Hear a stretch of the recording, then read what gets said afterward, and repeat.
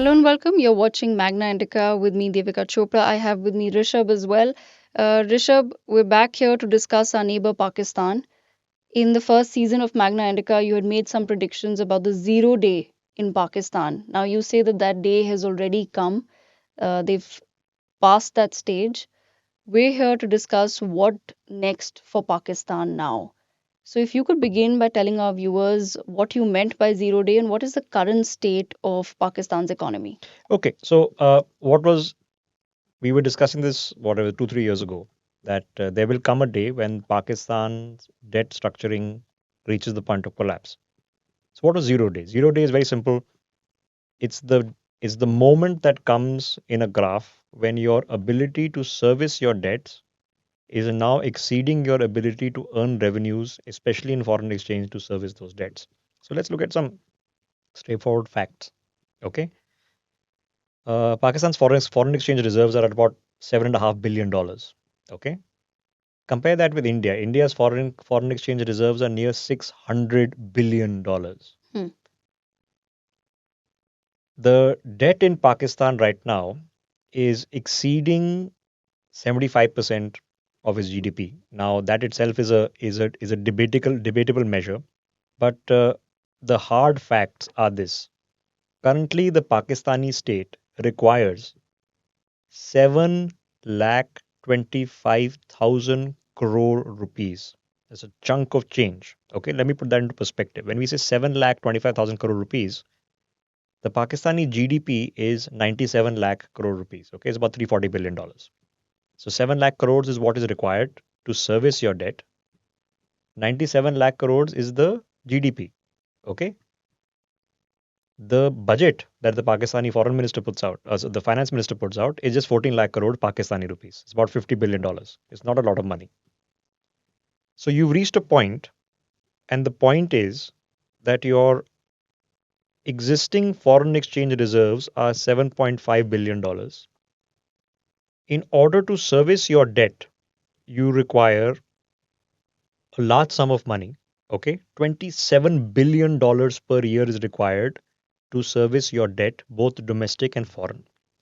Of this $27 billion, you require just over $8 billion to only pay the interest component on your existing debt. Hmm. Forget paying the principal amount. Just to pay the interest component of your existing debt, you now require $8 billion.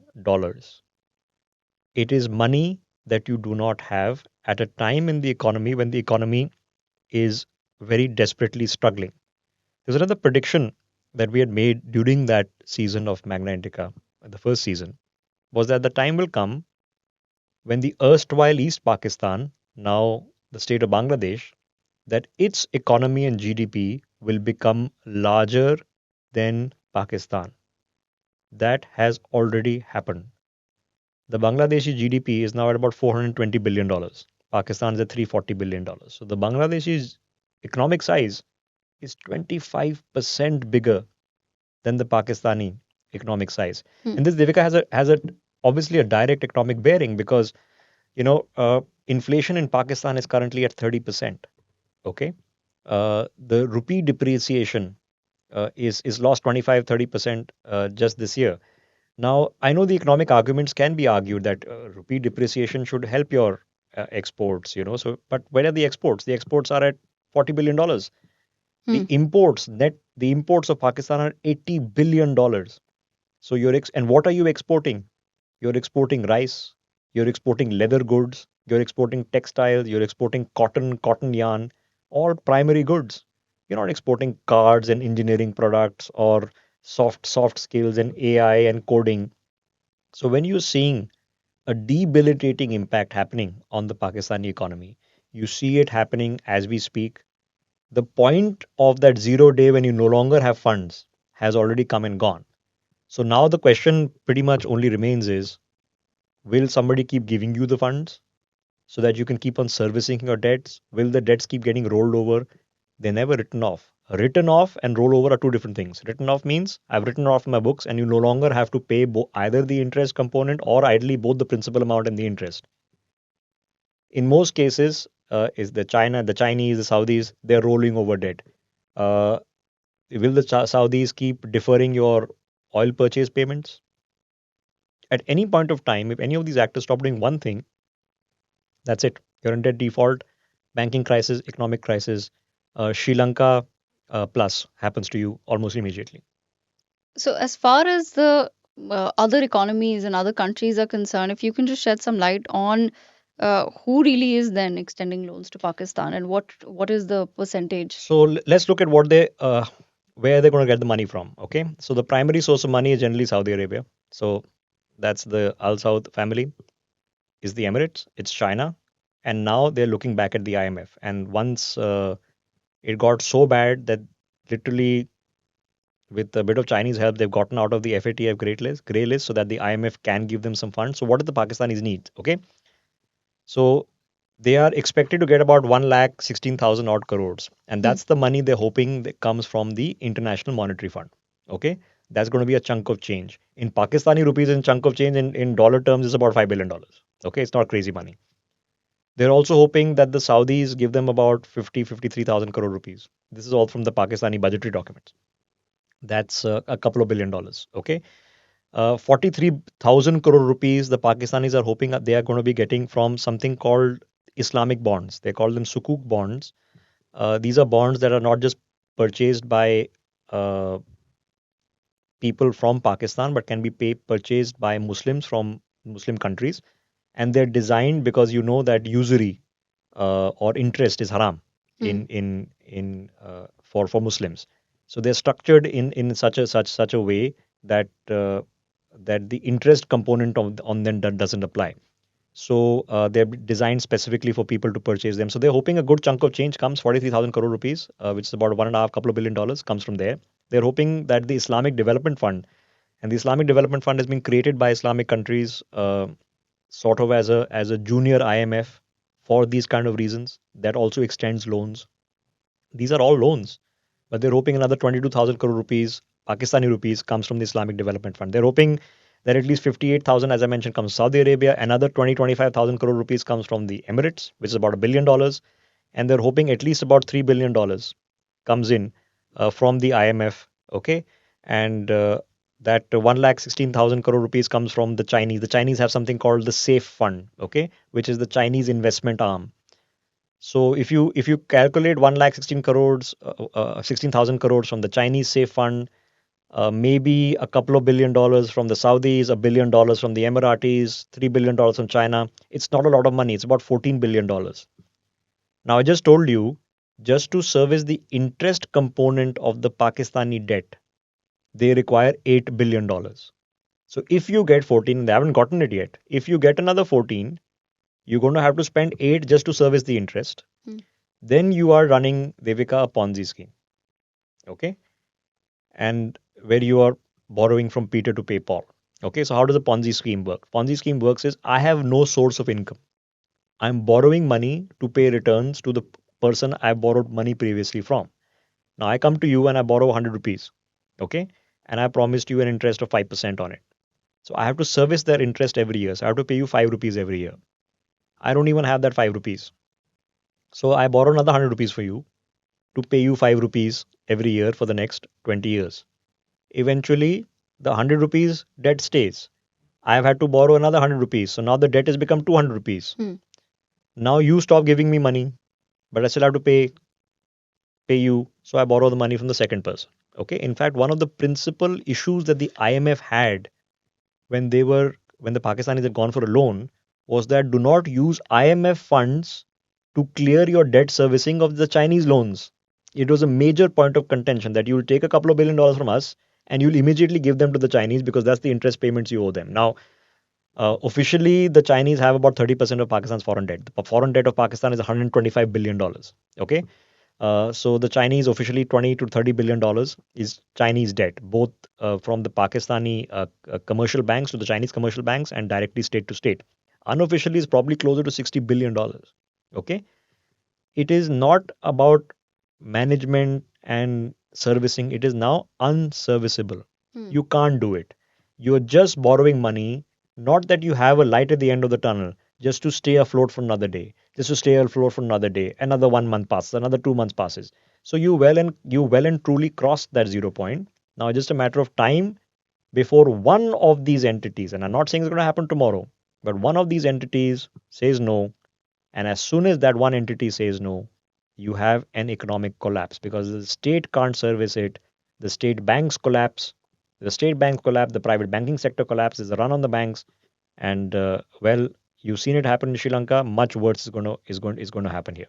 So, what about the other sources then of a country's income? Say, for example, remittances. What is Mm. the status of remittances in Pakistan? Okay, that's a very good question because I mentioned exports. So exports are bringing you $40 billion a year. Hmm. Okay, but you're importing $80 billion. So a country like India, for example, with its very large diaspora, and diaspora is not citizens abroad only. It is also your citizen. It is your citizen working abroad, not just foreign nationals who happen to be of Indian origin. All inclusive. Okay, we get about 25 to $30 billion of remittances a year. That's it here in India. Okay, it's a chunk of change. In now, put this into context. India has an economy roughly 10 times the size of Pakistan. Pakistan, let's say you imagine if it were a $400 billion economy, it's not. It's about $340 billion. In India, a $4 trillion economy. So our our GDP size is 10 times the size of Pakistan. Okay. So even though Pakistan is a much smaller, 1/10 of the GDP of India, it still gets about 6 to 7 billion in remittances. Hmm. Okay. But the problem for them is that these remittances are declining. So let me explain this. Why would people be sending money to Pakistan? Now, most people watching this would say, okay, I go to study abroad, then I end up working there, or I go as a worker abroad, or I even go as a laborer abroad. Okay, and I have family back home. It's a pure economic opportunity, and I'm living there and I'm sending money back home. Okay, so that's the primary reason remittances come. The secondary reason is arbitrage. Okay, and arbitrage is a huge deal when it came to the Pakistani. Devika, you won't believe it. Up until recently, Pakistani banks were offering 20% interest on fixed deposits. That's Now, yeah, if you're living in Europe or North America, you're lucky if you're getting 2-3%. yeah. Okay, if you're living in India, even though interest rates have been going up systematically for the past 1 year, the RBI has been taking up interest rates, and global central reserve banks have been taking up interest rates. Even here, right now in India, at the best case scenario, you get 8.5, 9%. Hmm. Okay. Now, it's a risk and reward thing. Risk and reward means that I have family in Pakistan. Okay. Now, I know the country is facing an economic crisis, number one, which means that the guarantee that the money I put into Pakistan and that bank surviving is declining. Okay. What if I put in 10 lakh rupees, and what if the bank says we are putting a cap on withdrawals to 1 lakh rupees, and there's a run on the bank and the bank collapses? Do the banks collapse? Yes, American banks have collapsed. SVB has collapsed recently, so banks can collapse, especially if the overall economic environment is bad, which it is really bad. Hmm. Okay, so you're trying to seduce money, okay, on arbitrage, that you send it here because if you're in Dubai, you'll be earning 5-6% interest. But if you send it back to Pakistan, you'll earn 20% interest. Okay, so you get tempted, but you run the risk. You run the risk the entire money could wipe out to zero. You run the risk that the government of Pakistan could put a cap on you being able to convert the money back into dollars and taking it out of the country. You run the risk of devaluation. Devaluation means that the Pakistan rupee itself is, if you're earning an interest of 20%, Hmm. but the rupee is being devalued by 25%, you're earning a negative return of 5%. Okay, in dollar terms. So you run all these risks. Now, even that is going down because after the IMF restructuring, they can't service that kind of debt also. That's also a debt of the banks, and the banks can't afford, because for the banks to earn the money, then they have to be loaning out the money at 30% interest rate. Now imagine a corporate entity is going and taking out a loan at 30%, makes the entire business unviable. Okay, so where the bank going to earn money? So the system doesn't work. Okay, so that part is failing. So arbitrage is the second part of remittances. Then the third issue that you face when it comes to people sending money back, okay, is, are they sending the money back because they have faith in the economy and their families are going to continue there? Or are they looking for any hook or crook method to get their families out? Hmm. Okay. So once I've got my family out, Okay, if I have wife, children, or husband, or partner, or mother, or father, if I'm trying to get as many people out as possible, my expenses abroad are going up. Okay, and my need to send money back is reducing. And the final straw on the back is the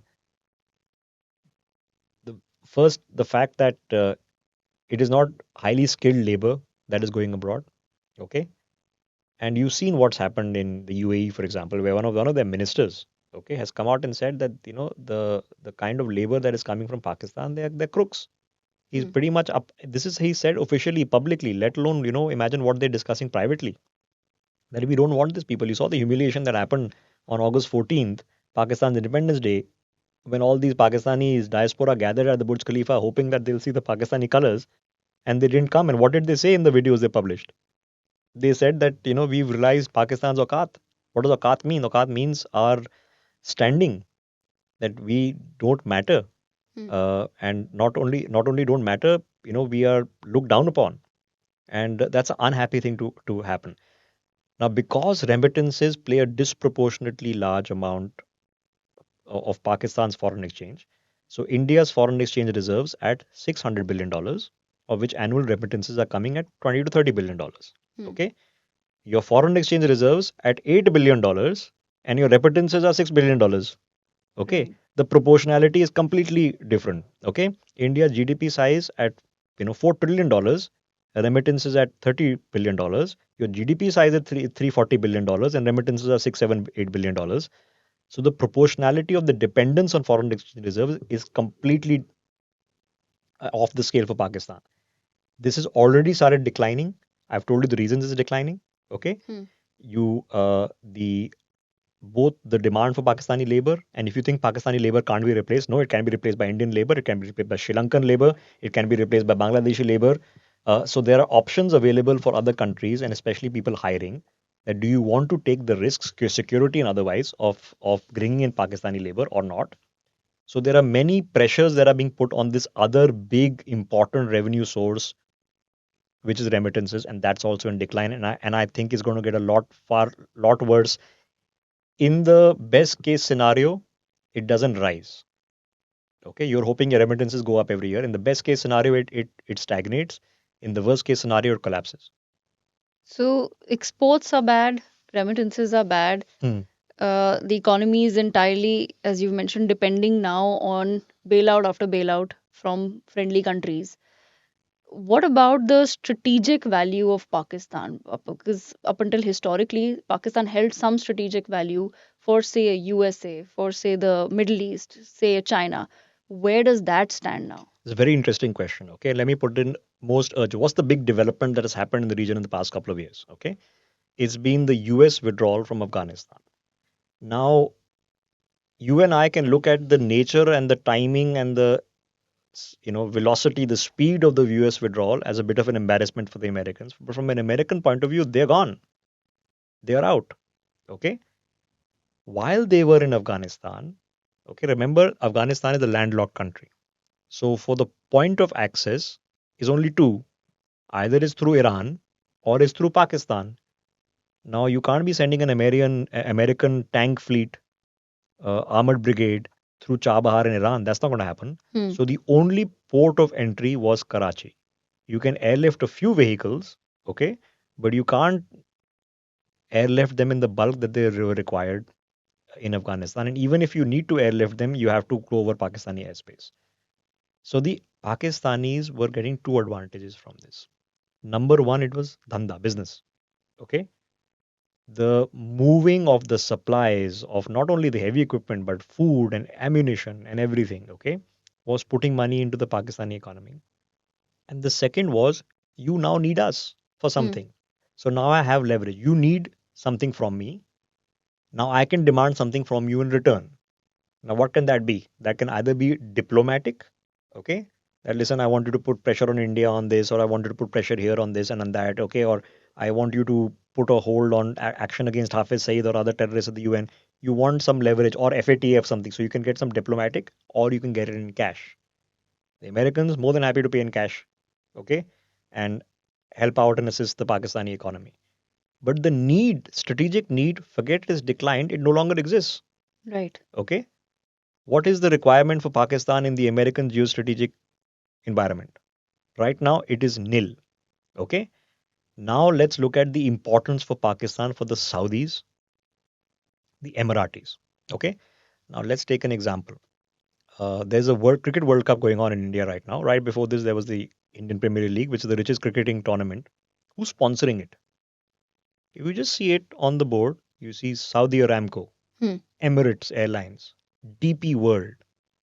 Now, Devika, Emirates I can still understand because Emirates is a consumer facing business. Okay. That they have people from India flying all over the world and they would want to promote their airline. So it even the advertising cost makes sense. Saudi Aramco is not a consumer facing business. Hmm.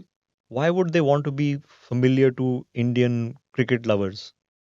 It makes no sense. DP World is one of the largest port owners in the world. Okay, it's not a consumer facing business. It's not, you and I are not going to be buying a product from DP World directly. So why do I need to know, or why are they advertising on IPL and they're one of the principal sponsors of for the World Cup? Why is that happening? It's a strategic outlook. Hmm. Okay.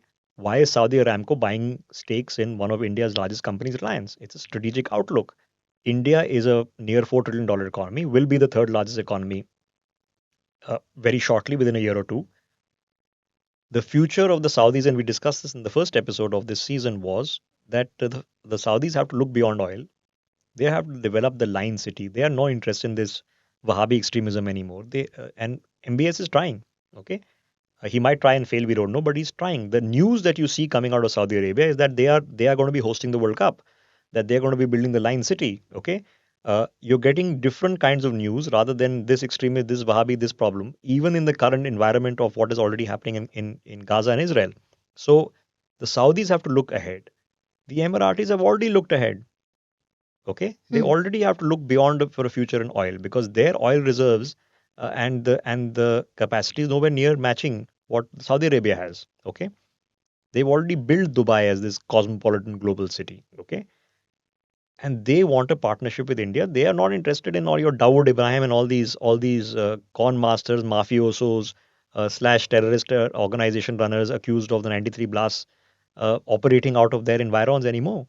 So their dependence on Pakistan in being a force to somehow checkmate India or keep India in check is irrelevant. They want to actually curry favor with India. Hmm. There's pressure on them. I mean, the the biggest temples in the world are now being built in the Emirates and in Saudi Arabia. Okay, Yeah. I2U2 has started. This Middle East, India, Middle East, European trade corridor is starting. So their interest lies with India, not with Pakistan. Okay. Right. So the strategic interest for those two big funders and supporters of Pakistan is gone. And we also discussed in the last video that there is a cleavage in the OIC, Organization of Islamic Countries. You have the Saudis and Emiratis who are thinking of looking beyond. Okay. On the other side, you have the Qataris, the Turks, the Iranians. Okay, more in tune with the China way of looking at things and a Chinese axis. So within this, okay, now the Saudis, Emiratis on one side, Qatar, which is a rich country, it's a small country, Hmm. okay. In fact, 25% of the Qatari population is Indians. Okay, it's a very small country, but it's a rich country for obvious reasons. They have natural gas. Okay, but look at it from this perspective. Where is the money going to come from? Do the Iranians have money? No, if you think the Russians are under sanctions, the Iranians have been under worse sanctions for a much longer period of time. The country doesn't have money. The money comes from either China or Russia. Hmm. Okay. The Chinese and Russians are bailing out the Iranians. Okay. Does Turkey have money to fund Pakistan? No. I mean, there's an economic crisis in Turkey. There's been a 50% run on the lira just in the past 1 year. Erdogan is in a lot of economic trouble. He is politically surviving. Okay. But the economy of Turkey is not in a pleasant state. Right. So the Turks aren't going to cough up. The Turks can't, the Iranians can't, the Saudis can, but their economic priority is changed. Okay. Uh, Full 180. The Emirati economic priority is changing full 180. The Russians could, but I don't see it happening. The Americans don't have a need for you anymore. So then it comes down to China. Okay. Will China keep on bailing you out indefinitely? The answer is Will they probably keep rolling over the debt? Maybe. But let me put a simple premise to you. Did the British care about India's economy collapsing during the Raj? No. In fact, they were more than happy Hmm. that India's economy collapsed during the Raj. They were more than happy to tell Indian farmers that we want you to grow this crop called indigo, Hmm. which produces very nice blue colored dyes. Okay, no, don't grow food. Who needs food? Okay, you grow this indigo. Now, why don't you grow this opium? Hmm. Okay, grow poppies. Why? Because it's you want to eat the poppies? No, so that we can make opium and get China addicted on them. Okay, now we have made you grow indigo and we made you grow opium. Oh, there's a famine in India. Oh, how sad! 6 million people have just died of hunger. They don't care. You think the Chinese are upset that Sri Lankan economy has collapsed? What did they do about it? When Sri Lanka was in trouble, Hmm. who came to their help? India, not the Chinese. $4 billion, okay, from the Indians. Not that now they're talking about restructuring it. The China didn't care if the Sri Lankan economy collapsed. It suited them because then the Colombo City port, Hambantota, all of these go directly to them. Hmm. So is China going to come and save the Pakistani economy from collapse by pumping in tens of billions of dollars? They have the money. They don't have infinite money. Hmm. Okay, because again you have to do risk and reward. They have to spend money elsewhere also. They have to spend money domestically. There's a bit of an economic crisis in China. The years of 10% growth for 40 years have gone. Okay, there's a real estate crisis. There's a tech crisis. There's a political crisis. They have to focus on the South China Sea, on the Indo-Tibet border, on Taiwan. They have other priorities also. This is not the only priority. Okay, they have to focus on Africa, on South America. So you have to figure out where your money is getting the best bang for the buck. But they don't care if your economy collapses. They'll be more than happy that we'll, okay, Karachi port now we own. Hmm. Okay, the major power stations now we own. All the dams that we're building in POK now we own. We will bring in our own security forces, which means the Chinese army in a different uniform to run this, and we own it. Okay, so the strategic necessity for somebody to save you from economic collapse, your strategic importance, where is it? I don't see it. Okay. And as far as strategic importance is concerned, what about Pakistan's contribution to, say, the Islamic Army, or the fact that there was a perception that Pakistan is the nation that holds the Islamic bomb? That's the only country that has a nuclear weapon in its arsenal. It's a very interesting question you've asked me. So, the Islamic bomb, the definition of the Islamic bomb is that there is a Muslim country, which is an Islamic republic, which has a nuclear weapon. Hmm. Okay. Now, Pakistan was the first and currently officially the only Islamic country that has a nuclear weapons program and a nuclear weapons arsenal and a proved demonstrated nuclear weapons capability. Okay. How is this capability operating? This capability was operating because Pakistan was running the network, okay, and they were relevant while the network was running. While AQ Khan's network was running, which is getting Chinese designs for the centrifuges, for the ballistic missile program, for all the other equipment that was required via North Korea into Pakistan. Okay, the arms market was being headquartered in Pakistan, then supplying to Iran, the Saudis, Libya, and others. Okay, Hmm. now Libya no longer has some nuclear weapons program. Okay. To the best of my knowledge, the Saudis are not pursuing a nuclear weapons program. Okay. To the best of my knowledge. The Iranians for sure are pursuing a nuclear weapons program. But that nuclear weapons program is no longer at all dependent on the Pakistanis network to provide them the designs and centrifuges and the plutonium, uranium, whatever. So they are not dependent on the Pakistanis. And out of these countries, okay, the potential of Iran at any point of time, given the current crisis, who knows what could happen, okay, to have a demonstrated nuclear weapons capability. So the bogey of Pakistan's self-importance that in the Islamic world, in the OIC, we are the only ones who got nukes, was only relevant till the others who wanted to get nukes Hmm. wanted to get them via Pakistan. That no longer applies. Okay, it is of no benefit to Saudi Arabia that Pakistan has a nuclear weapons program because the Saudis are going to what? Threaten Europe with Pakistan's nuclear arsenal. They're going to threaten the Americans. They're going to threaten the Chinese with Pakistan's nuclear arsenal. Will they threaten India with Pakistan's nuclear arsenal? Obviously not. They're just foolish. The Iranians no longer need your expertise or equipment. Hmm. And even if they did, you don't have the expertise and equipment left. Okay. You had to shut down the network because it just got too obscene. and the Chinese have good association with them to supply them directly. So this Islamic bomb conceptualization is also broken. Now you mentioned the Islamic army. This is a very, very interesting thought. What we forget often is that when we talk about the Arab states, okay, let's take a Saudi Arabia for example. Okay, they're very geographically very large, but they have very small populations. Hmm. So Saudi Arabia population is about 30-35 million people. Okay, the ethnic Saudis are only 13, 14, 15 million. To put into context, the population of New Delhi is 20 million. Right. So the population of ethnic Saudis in Hmm. Saudi Arabia is smaller than the population of New Delhi. Yeah. Okay. In UAE, for example, was only 10-15% of local Emiratis who are actual citizens. Everybody else is resident. Okay, they are it's expats. So they don't have large populations. So you have the money to buy the latest aircraft, to buy the latest missile systems and Hmm. the drones, but you know not necessarily have the expertise or the population to man it. Okay, and traditionally you've not had the large armies or large military traditions. Okay, at a nation state level. So for the Saudis, for example, set up this what is called the Islamic NATO. Okay, which is the short is called the Islamic Alliance. It's Islamic Alliance for Counterterrorism Cooperation, but let's call it the Islamic Alliance. Okay, 40 member nations, and the objective is that you are basically a mercenary group, Hmm. and the Saudis needed them in battling the Houthis, who are currently targeting Israel. Okay, Yeah. who were they targeting before Israel? The Saudis. Yeah. Okay. And the assumption was, forget the assumption, the truth probably is that the Houthis were being funded by the Iranian axis, okay, to take on the Saudis in the battle to control the Islamic world. They were operating out of Yemen. The Saudis hired General Rahil Sharif, the former army chief of Pakistan, to bring in Pakistani mercenaries and lead this contingent, and that contingent unceremoniously, humiliatingly lost. Okay. Because this, I find it very strange, Devika. The Pakistani army has lost every war it's fought. Yeah.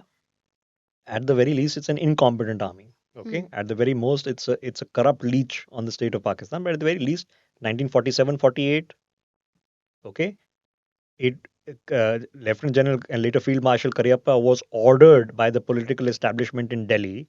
Otherwise, he would have relieved what was left of POK if he had not received those orders because we were winning on the ground. Hmm. Okay, we had saved Srinagar and we were reclaiming Kargil, Baramulla. We would have gotten Mirpur and Muzaffarabad, no problem. But he was stopped. So you lost that war. 65 you lost. In 71 you were humiliated. We had surrounded Lahore, 100,000 POWs, and an entire wing, a part of your nation. Your entire army has been defeated within 3 weeks. Within 3 weeks, it's over within 3 weeks. Okay. I mean, if you look at it just from the sheer tactical and strategic terms, what the Americans couldn't do in Afghanistan against the Taliban, what the Russians can't do in Ukraine, okay, what the Israelis are struggling to do in Gaza, which doesn't really have an army, it's a terrorist force, okay, they lost the entire country within 3 weeks. Okay, 1999 Kargil got kicked out. Hmm. So the Pakistani army is incompetent. So what happened when you sent them to face the Houthis? Okay, they ran away, and that's the report. When the Houthis sent drones, okay, they ran away, they lost. The war is now over. Saudi Arabia has called it off. Okay, Hmm. so they lost. The other thing was they were providing and still are security services. Security services. I mean, if you are a sheikh, okay, and you have a security contingent around you, those are mercenary troops, security agents that are provided most probably commanded by ex-Pakistani army officers. Okay.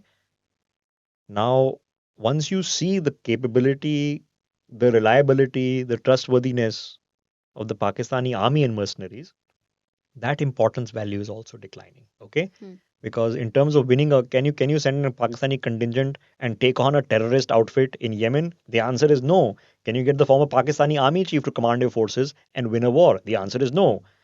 Do you really need Pakistani guys to be your security guard? The answer is probably no. Okay, so on both these fronts, these bogies are also declining, if not irrelevant now. So, since you're talking about the Pakistani army, clearly the Pakistani army is not winning wars, it's not leading wars. What is the Pakistani army then doing? Because you can't have a conversation about Pakistan and its economy without actually going into what the army is up to. I've done a video on this long back. It's called, it's on the Fauji Corporation. I'm sure you can put a link in our description.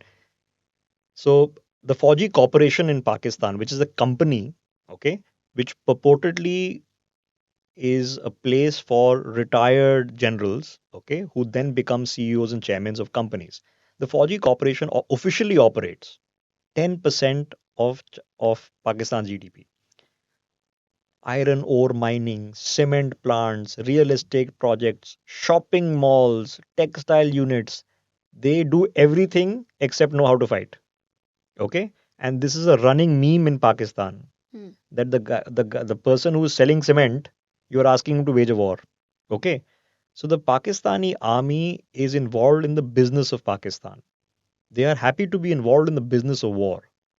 They are unable to service victory in that war because they do not have the abilities to propagate what a professional army would do. Can you imagine that in America or in India? I mean, think of which trillionaires are former generals in the Hmm. US. Elon Musk, Jeff Bezos. That's not how it operates. Can you imagine some retired army chiefs becoming billionaires? They are Yeah. they are professional soldiers. They do one thing and they know how to do it well. Okay, that's what they're supposed to do in the defense of their country. Okay, their job is not to run a cement plant. Okay, and you're thinking when you're employed that your actual job is to run a cement plant.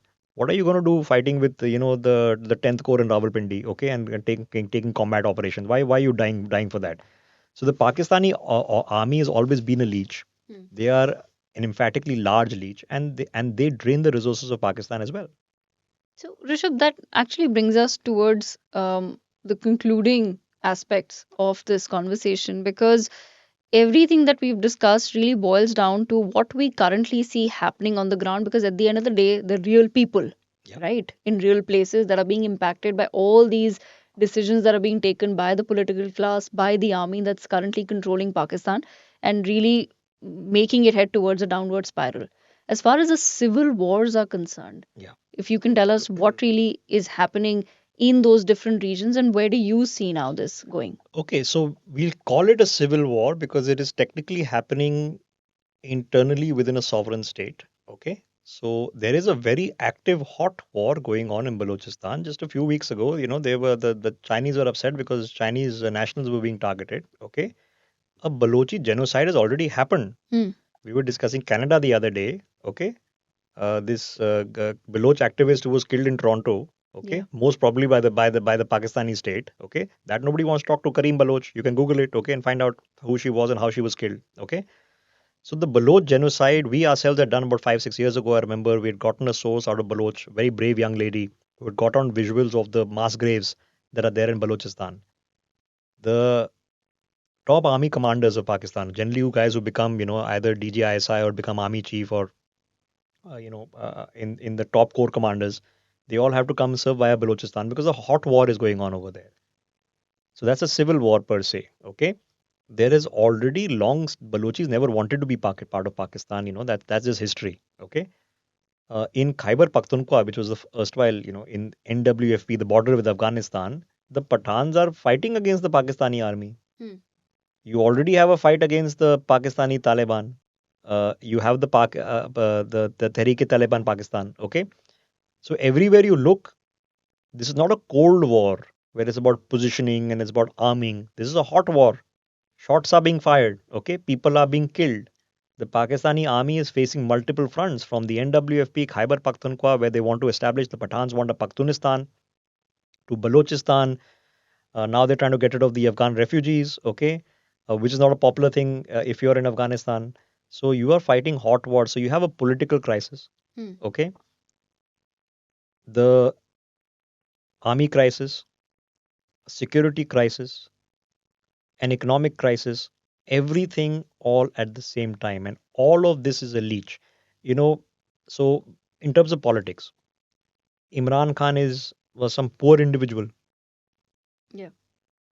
Why don't you read what which all houses he had in which island off the coast of the UK, which flat he owns in London? Where does the money come from? Okay, from playing cricket. Okay, in the 1990s in Pakistan, the answer is no. Okay, Hmm. Nawaz Sharif has just returned from political exile. Again, not the first time he's been in political exile. Nawaz Sharif, his family, and his retinue are staying in London. Where does the money come from? Okay, you can only assume the Zardari, he was known as Mr. 10%. Okay, and that was probably being charitable. So, you know, when you have a feudal society, okay, where you don't have a middle class, okay, when you have the elite and they're sucking money out of the system and they have their properties in Abu Dhabi and in Dubai, in Macau, in Hong Kong, in London, okay, in North America, okay, they're sucking money out of the system. So whatever little bit money is coming into the Pakistani system, part of it is being leaked this way. The Hmm. other part, the army is leaking out. Okay, so everywhere from an economic point of view, you have one prime minister in jail, one who just come back from exile. You had one a rump prime minister, a temporary prime minister at that point of time when you have the biggest economic crisis going on. Then the question is, who's going to solve it? Is Nawaz Sharif going to come with a magic bullet? Okay, solve the economic problems of Pakistan, which he couldn't do in the past 40 years. Hmm. Okay, is Bilawal Bhutto going to come and solve it? His own family being one of the most corrupt families in the entire country. Is Imran Khan going to come and solve it? Is the Pakistani army going to come and solve it? So who's going to solve the problem? Who's out there who's going to say, okay, this is the economic problem. You need. There have been economic crises in other parts of the world. Okay, there was a Great Depression. FDR had to come and solve it. He came out with a new deal Hmm. and said, okay, we're going to build infrastructure, we're going to build roads, and we're going to come out of this. Okay, we had an economic crisis here in India in 91. You had Narasimha Rao, okay, who came and said, we're going to bring about reforms and we're going to get things done. And India under Modi now is in a completely different economic orbit. I mentioned we'll be third largest latest in a couple of years. Okay, we'll overtake Germany hopefully in a few months. So at least there was some plan, some action. What is the plan or action that you see, and what is the incentive for these guys to do something? Are there any players who have not wrecked things to their own benefit in the past? So you see a perfect, perfect storm, trifecta, okay, a maelstrom happening as we speak in all fronts, and it's as debilitating as it gets. The question then is, of course, is what happens if an economic implosion takes place. If there is an economic implosion, and let's say that there are these then different republics, independent states that then emerge out of Pakistan, what do you think that breakup then really looks like? What happens to this idea of Pakistan? Okay, so Devika, when we say economic implosion, okay, so let's put it into perspective. Soviet Union 1991, okay, the Americans have never defeated the Soviets per se. Hmm. You can well argue that the Americans never won anything against the Soviets. I mean, they didn't win in Korea, they didn't win in Vietnam, okay. Certainly, Afghanistan didn't go well either subsequently. The Soviet Union collapsed because the Americans outspent the Soviets, and their economic system was not in tune with the modern functioning of economics. Centralized economics doesn't work. Okay, Hmm. so they ran out of funds, and when the economic unit in Moscow collapsed, okay, by 91 Yeltsin is there, the Soviet Union is over. What happens as a consequence? The Soviet Union disintegrates, which means that you have Russia, okay, and then you have Belarus, Ukraine, the Central Asian republics, they all become free countries. Okay, this happens. Now, does that necessarily mean that the free countries become prosperous? Is an open question you can converse on today, depending on what your definition of success and better than before is. Were you better under the Soviets, or are you better now? If you are in East Germany, were you better under the Soviets, or were you better after the Berlin Wall has been brought down? The answer is probably the latter. Hmm. Okay, if you're in parts of Poland, are you better now?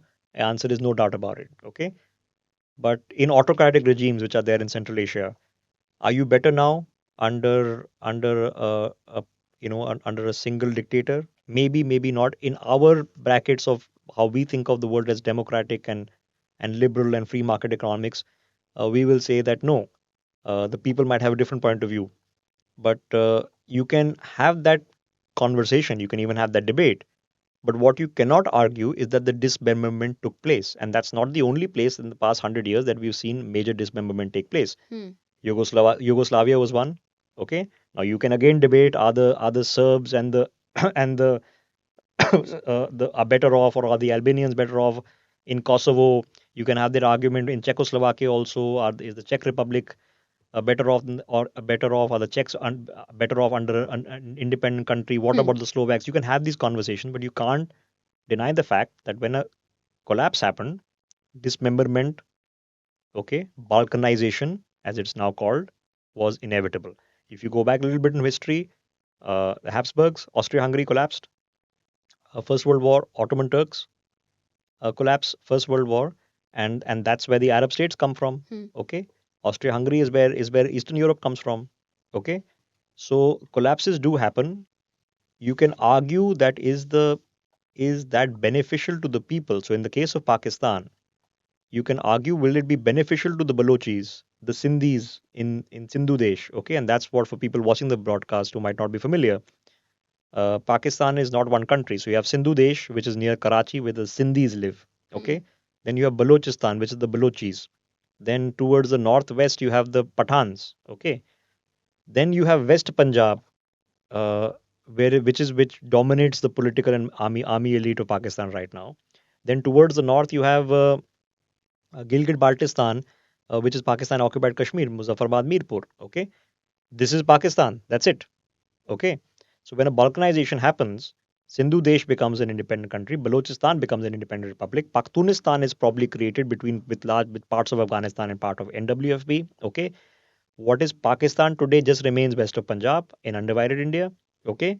And logically, POK gets reintegrated with India. Okay. Hmm. Now, is this inevitable in an economic collapse? Yes, it probably is. Can you and I predict what happens once these entities take place? Maybe no, but we can converse on two matters. Okay, will somebody come and prevent this from happening? Okay, and what is the idea of Pakistan? These are conversations we can still have. So, is there anybody left now who has an interest in preventing the disintegration of Pakistan? So again, the question is who? Okay, are the Saudis going to come in and have the wherewithal to prevent the disintegration of Pakistan? The answer is no. They can financially help, maybe. Hmm. Okay, they can't send in a force to do it. Okay, can the Emiratis? They can financially keep the float, but their economic priorities are shifting. Okay, does it matter to them so much so that if Pakistan disintegrates, is it altering their plan of action for the next 20 years? Hmm. Does it alter the Saudi plan of action for the next 20 years?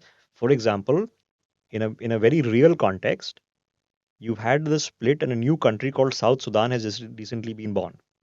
Okay, there is a civil war going on. Now you can call it an interstate war, but there's a war happening in South Sudan. We've just evacuated all foreign nationals of all countries from Sudan. Hmm. Does it matter to American geostrategic interests with China? No, not really. Does it change China's policy in Taiwan? No, not really. Does it change India's plan for a Middle East corridor? No, not really. Okay. Does it change the Saudi plan? So the question is, if something goes wrong, okay, who wants to prevent it from happening externally? What does it change? And if it doesn't matter to the Saudis and the Emiratis, okay, does it matter to India? You can have a very long debate on this, probably another video right here. Okay, does India benefit from the balkanization of Pakistan into four independent republics? Okay, many people will say, and there'll be doomsday sayers, oh my God, the nuclear weapons, you don't know what will happen to them. There were nuclear weapon silos in all the Soviet republics. They were there in Kazakhstan. Okay, nothing happened. Hmm. So that's a bogey, the same nuclear bogey that you can't respond to Pakistan on the line of actual control because it'll become a nuclear war. That's not what's going to happen. Okay, so when you did the surgical strike, when you did the airstrikes in Balakot, it didn't result in a nuclear war. Hmm. Okay, uh, there is a face-off happening between America and China also right now. Okay, we are not discussing Cuban Missile Crisis. They're not threatening nuclear weapons against each other. Okay, Right. so it is a bogey. Should we dismiss it? No, we should take it seriously. But should we become doomsday mongerers that if Pakistan collapses, we can't let Pakistan collapse? In fact, we need to keep bolstering Pakistan. We've done this in the past. Hmm. That every time a new government comes, let's be friendly towards them because if Pakistan collapses, two things will happen. The nuclear bomb will go haywire. Who will get it? We don't know. And all these millions of refugees will come into India. We don't know what we'll do with them. So let's call out the nuclear bogey once and for all. So the next question is refugees. Will the refugees come? Maybe, because where else are they going to go if there's chaos? Afghanistan? Yeah. Okay. Hmm. Maybe, maybe not. Will other Muslim nations be more than happy to take a few million Pakistani Muslims? If what we've seen out of Gaza, the answer is no. Yeah. Okay. Nobody's opening up any borders to the Palestinians, even temporarily. Okay. Even for a few short weeks. So, is that going to be a problem? Probably. But in the overall picture, does it suit India? Did it suit India that Bangladesh became an independent and now prosperous country?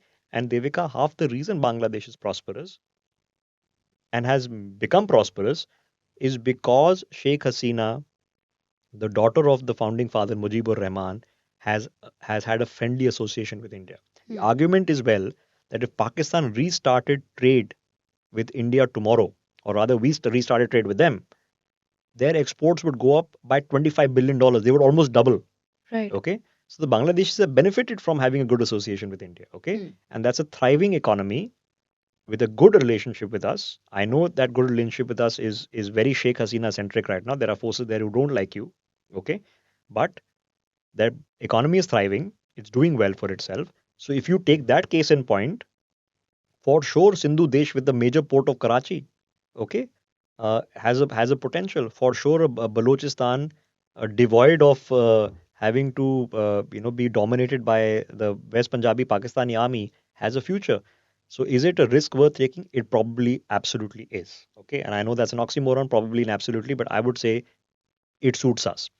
So the Saudis, I don't know, Emiratis, are they going to stop you? No. Are the Americans going to come and stop the balkanization of Pakistan? Okay, I think not. Hmm. Okay. Uh, are the Chinese interested in preventing the balkanization of Pakistan? Out of all of these, the Russians probably aren't. So the Chinese probably yes. Will it be a deal breaker for them? No. Will there be a great game in these then independent republics for who has most influence? Yes, this happening right now. I mean, you had the Taliban attending their BRO summit, Yeah. where they didn't really want India there. And we are doing our own, we are providing food aid to the Taliban as well, to the Afghanis here. We're hosting the cricket team, which is doing really well. Okay. So, will there be a to and fro? Will these countries probably benefit from the to and fro? Maybe. But will somebody be weeping over the demise? Will somebody be afraid? Will somebody see a geostrategic major risk, a nuclear risk? Less and less so. Probably not. And if nobody then sees a problem, okay, and a few see an advantage, then who's going to stop you? They're going to rightly let it happen. And maybe it needs to happen. And Devika, let's end it there because when we talk about Pakistan itself, Hmm. what is the idea of Pakistan? Pakistan does not have history before 1947 because there was no such thing, Hmm. okay, as Pakistan. It is something that has been invented by an individual who was so egotistical, okay, that knowing full well that he could never become Prime Minister of India, literally had to create a country of his own so he could be PM. And the British were more than willing to oblige because it suited their policy of divide and rule in perpetuity. They divided us perpetually by creating Pakistan. Okay. Jinnah himself was the son of a Hindu. Okay. The word I've discussed this separately in a video. The word Jinnah comes from the word Jinno, which is Gujarati for tall man. Okay. Oh. He was son of a Hindu Okay. fishmonger. He was married to a Parsi. His daughter married a Parsi. His children's family refused to go to Pakistan. They are the Wadia group. They are major tycoons in India. They own airlines. They own the Britannia group. They've done very well for themselves Hmm. in this country. And then Jinnah, of course, had tuberculosis, which he mentioned to no one. And within a few months of Pakistan being created, he was dead. Whether killed or dead, but he was dead. Then for 15 years, you couldn't come up with a constitution. You almost immediately had military coups. The current Pakistani constitution was finally confabulated in 1973. by Zulfikar Ali Bhutto, who was hanged by the Pakistani army for his effort. Hmm. Okay. So in 1973, you finally figured out your constitution. That is 30 years after independence. Okay, after the British have gone. After that, I mean, we forget Musharraf is not ancient history. Musharraf was very much this millennium Yeah. when you had a Pakistani dictatorship, let alone what is happening in the political crisis right now. So when you create a country that has no sense of reason and identity, there has to be an idea we believe in. Okay, we talk about the idea of India. Okay, the Americans talk about the happiness and the American dream and free will. They have an idea. Even the Chinese have an idea. Even the communists have an idea. Okay, the celestial empire. Okay, they at least have an idea.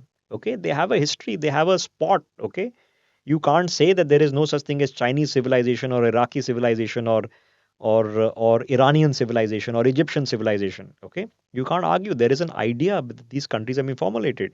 You know the formulation of even the United States of America. You know the Boston Tea Party, and you know all the things that took place. Okay, but what is Pakistan? You created a country on a false premise. You built a capital whose oldest historical site is Buddhist. Hmm. Okay, so what do you do? The entire idea was we can't live with these Indians. So we need our own country. Okay. It was a false premise because 200 million Muslims are living with Indians, Hindu Indians, and other denomination Indians just fine. So Yeah. you came with a false premise. So when you don't even have an idea to hold on to, an idea worth fighting for, all right, what are you fighting for? When we say the Pakistan state should survive, will survive, can survive, it has to be based that the people who have to make it survive are fighting for something they believe in, Hmm. they understand, they're historically wedded to, okay? Very much so that even though it's a conflict and people on both sides are dying, the Israelis are fighting for an idea and a right.